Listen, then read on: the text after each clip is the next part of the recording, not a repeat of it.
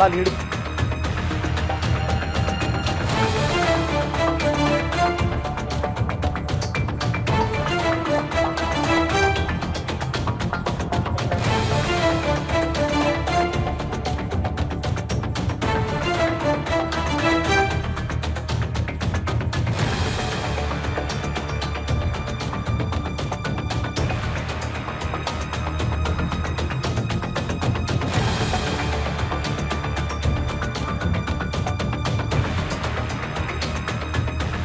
Operation ಸಿಂಧೂರದ ಬಗ್ಗೆ ಗೃಹ ಸಚಿವ ಅಮಿತ್ ಶಾ ರೋಷಾವೇಶದ ಮಾತುಗಳನ್ನಾಡಿದ್ದಾರೆ. ಪಾಕಿಸ್ತಾನದಲ್ಲಿರುವ ಉಗ್ರರನ್ನ ನಾವು ಉಡಿಸ್ ಮಾಡಿದ್ದೇವೆ.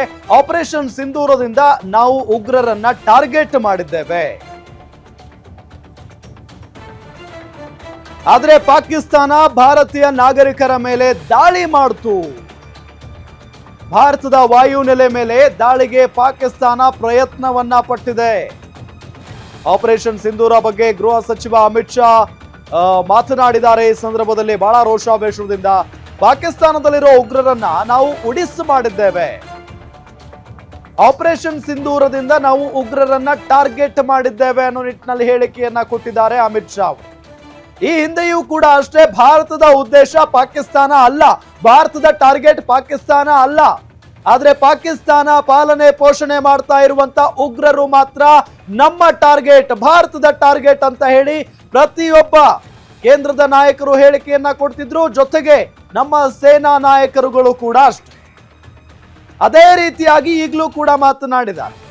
ನಾವು ಪಾಕಿಸ್ತಾನದ ಉಗ್ರರ ಆಶ್ರಯದ ಅಂದ್ರೆ ಪಾಕಿಸ್ತಾನದ ಉಗ್ರರ ನೆಲೆಗಳ ಮೇಲೆ ದಾಳಿಯನ್ನ ಮಾಡಿದ್ವಿ.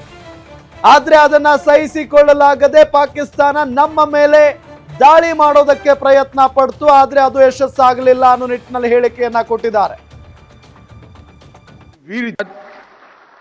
पहलगांव में इंतहा ही कर दी।